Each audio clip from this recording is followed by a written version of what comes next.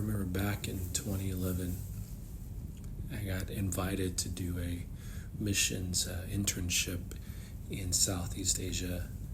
And at the time, I did not know that the country we're going to be serving in was the largest Muslim country in the world. And so we went, and that summer, we served across the islands of Southeast Asia. And one of those opportunities, we had an opportunity to serve, and a door opened up to teach English in a Muslim boarding school in a village.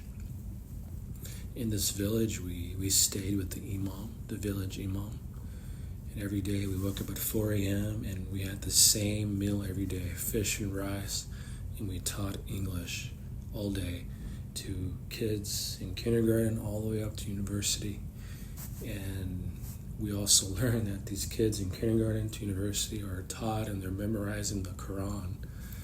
And to be honest, it was quite challenging. It was quite hard.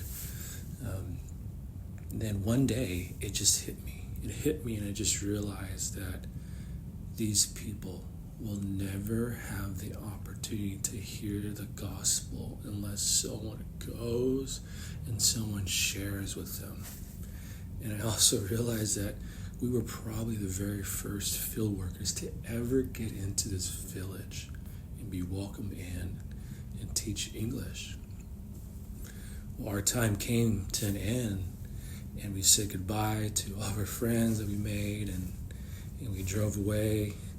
And I remember looking at the rear-view mirror, and I could see the school, and I could see the village, and I just felt the Holy Spirit speak so clearly to me and say, will you live among people like this so they can have an opportunity to hear? And in my heart, I responded with a yes. Yes, I'm willing. And that night, I built an altar in our accommodation. And I just started praying. I said, Jesus, I give you my life. I fully surrender. I'm willing to come. The harvest is plentiful, and the laborers are few. If you need people to come here, I will come. I don't need a dream. I don't need a word. All I need is you. I have you, and I have the gospel, and I'm willing to come. Just give me your heart for this country. And that summer he did.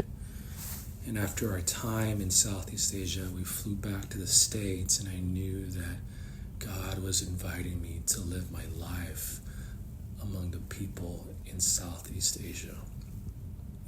Time went on. I got plugged into a church called Antioch Phoenix and started serving. I did ADS. I did the church planting school. And then in 2015, I had the opportunity to finally get commissioned.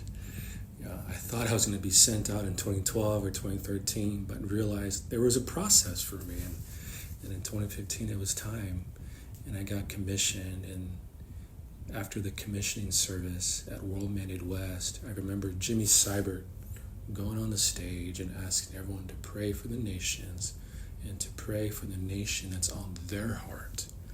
So I got on my knees and I started praying for Southeast Asia.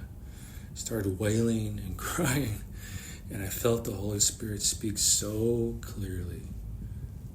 Josue, like Heidi Baker is a mother to Mozambique, you will be a father to Southeast Asia.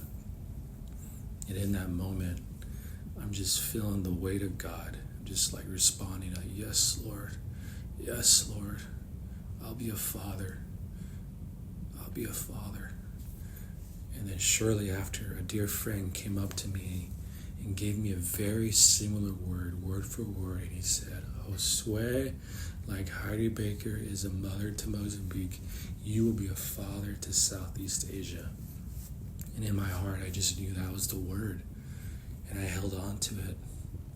I finished my preparations, packed my bags, got a one-way ticket in late 2015, moved to Southeast Asia and started my journey in the nations.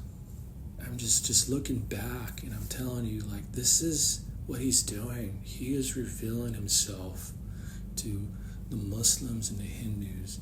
He has shown himself in dreams.